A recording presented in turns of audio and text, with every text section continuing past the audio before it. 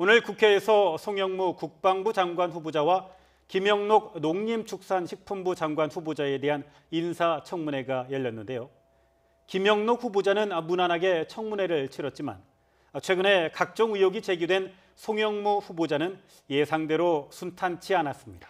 음주운전과 은폐 의혹, 고액 자문료 등에 대한 질타가 쏟아진 가운데 음주운전을 하다 적발된 후 인맥을 동원해 사건을 무마하려고 했다는 추가 의혹까지 제기됐습니다. 강희경 기자의 보도입니다. 송영무 국방부 장관 후보자의 인사청문회에서는 음주운전에 대한 집중 포화가 쏟아진 데 이어 새로운 의혹까지 제기됐습니다. 송 후보자가 지난 1991년 음주운전으로 적발된 지 얼마 지나지 않아 서울 동작구에서 또 음주운전을 하다 적발됐고 인맥을 동원해 사건을 무마하려고 했다는 겁니다. 내 선배가 해군본부에 근무한다고 하니까 후보자께서 송영무 후보자께서 수소문을 해가지고 새벽 5시에 전화를 해가지고 제발 나와서 나 좀 도와달라. 이에 대해 송 후보자는 당시 차량에 있었을 뿐 직접 운전하진 않았다면서 자신은 뒤처리만 했다고 해명했습니다. 그는 그 차는 제가 분명히 운전하지 않고 저는 운전하지 말라고 권하면서 제 동기가 운전하는 것이 사고가 났었습니다. 그걸 뒤처리를 하려고 했습니다. 또 앞서 적발된 음주운전에 대해서는 실수를 반성하고 있다면서도 은폐 시도는 없었다고 말했습니다.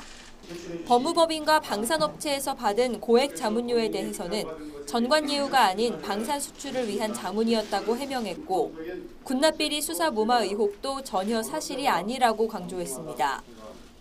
여당은 송 후보자에 대한 각종 의혹이 지나치게 부풀려졌다면서 전쟁 영웅에 대한 최소한의 존중과 존경이 필요하다고 엄호에 나섰습니다.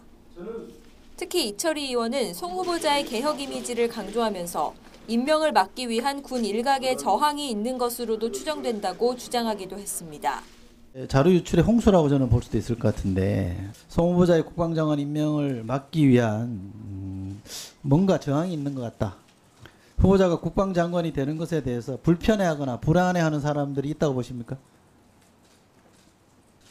약간은 있다고 생각합니다. 네.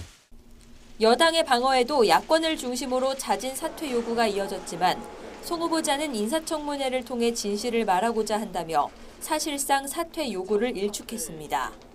숱한 논란 끝에 송 후보자에 대한 인사청문회는 진행됐지만 야권의 자진 사퇴와 지명철의 압박이 워낙 거센 만큼 인사청문 보고서 채택은 쉽지 않아 보입니다.